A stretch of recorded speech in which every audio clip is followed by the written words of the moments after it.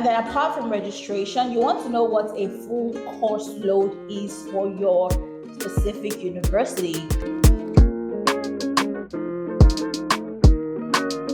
Hi everyone, welcome to my channel. My name is Eniola, but you can call me the Global MC. On this channel, I talk about the international student experience. I talk about my work as an international journalist. And I also hope to someday talk about how I'm making a lot of millions in the market. So those are some of the things that this channel is about. But for today, our focus is on the international student experience. And I want to talk about maintaining your F1 status in the United States. So if you're an international student studying in the United States and you are on the F1 visa, this is your video. So now that you've gotten your visa and it's time to book your flight to come to the US, you want to make sure that you book a flight that is at least 30 days before your program start date. And you can find your program start date on your I-20, and it will clearly say the program start date. For example, 20th of August 2024. That's the program start date. The earliest you can book a flight into the United States is 20th of July 2024. So you do not want to waste your money coming to the US and then getting turned back at the port of entry, because they do that. You want to make sure that you're very clear about when your start date is, so you can book your flight accordingly to avoid stories that touch, okay? And so when you get to the US, one thing you want to do is email your ISS office. So that's the International Students Office. You want to make sure that they know that you are now in the United States. And then you also want to email them again when you get to school.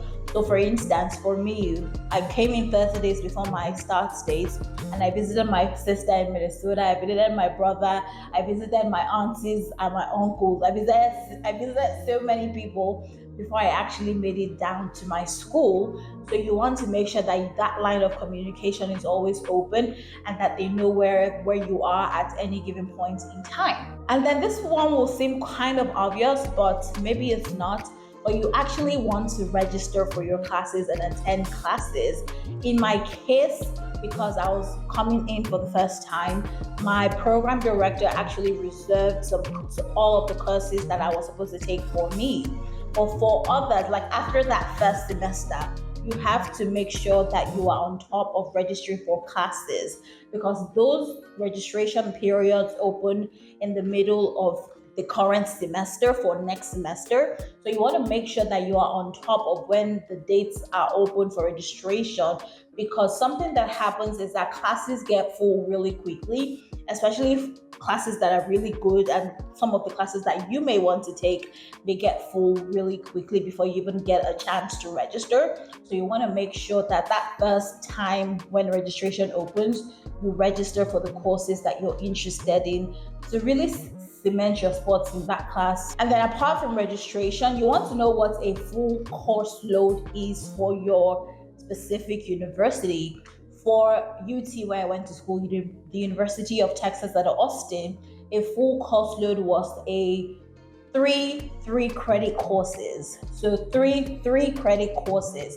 So in total, you had to take 9 credits as a master's student in my program per semester to be considered a full-time student. And part of maintaining your status in the United States as an F1 student is taking a full course load. Now, there are very rare instances where you can take less than a full course load for a semester, but I think that only applies in very rare cases. For instance, if it's the spring semester and you're graduating, but you don't need that many courses, you don't need a full course load to graduate, then you can email the people at your International Student Services office, and then they can help you, walk through whatever specifications they need to make sure are in place so that you are actually maintaining your status as an F1 student in the United States. And then you may also find that you're not able to graduate when you thought you were going to be graduating, and you need to extend your I-20. So you need to extend the program end date on your I-20. Just like there was a start date before you flew into America, there's also a program end date on your I-20. You want to keep an eye out for that, because if you need to request an extension of your I-20 and you do not do that, or you do not put in the request before your I-20 expires, before the expiration of your current program date, then you're going to be unable to actually renew or extend that I-20. So you want to make sure, again, that you are on top of the dates on your I-20. If you're not going to be graduating when you thought you were going to be graduating, you want to make sure that you send in that request for an extension of your I-20 with, at least 30 days ahead of when the I-20 is supposed to expire. And of course, still regarding to, registering for classes, if you need to drop a class, make sure that if you drop that class, you're still going to have more than or at least a full course load. For instance, if I was taking 4 classes originally, so that's 12 credits. For my program, it only requires 9 credits for a full course load. I can easily drop that one class and I'll still be maintaining my status as an F1 student.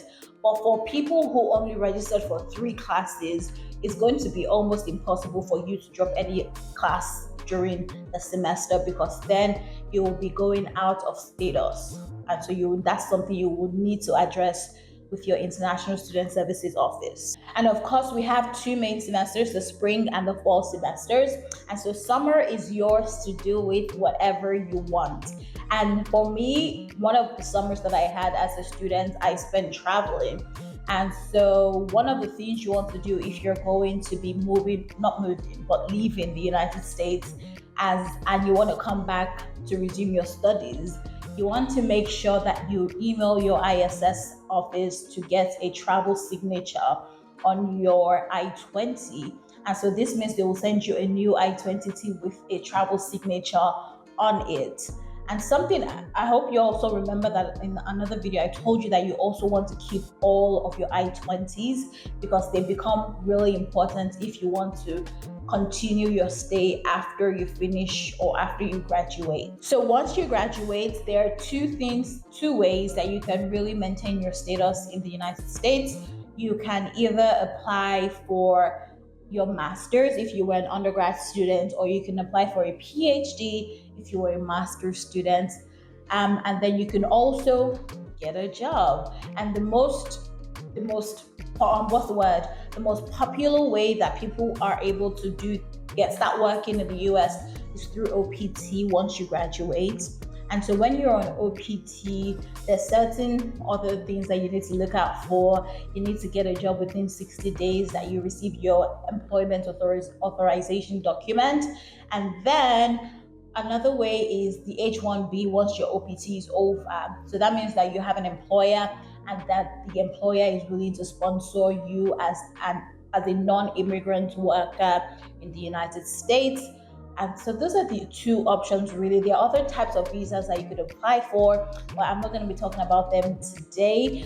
For the next video, I'm going to be talking about curricular practical training and optional practical training, CPT and OPT, because those are 2 different vehicles that you can use to really work in the United States as an F1 student.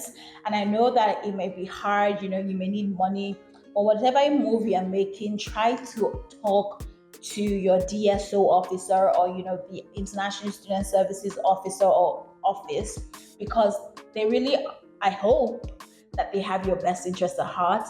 The people at UT Austin really did a great job, answering all my questions, really just keeping that communication line open, and it was a great experience for me. So that's what I'm going to be talking about on my next video. If you're going through CPT or OPT, and what you need to know about the 2 different employment vehicles that are available to international students in the United States. Thank you so much for watching this video. I hope it's been helpful. I hope you've learned something, or if you haven't, let me know, and then give me some ideas on what you actually want to hear, and then I'll try to bring that information to you. Thank you so much, and I'll see you at the next video. Bye.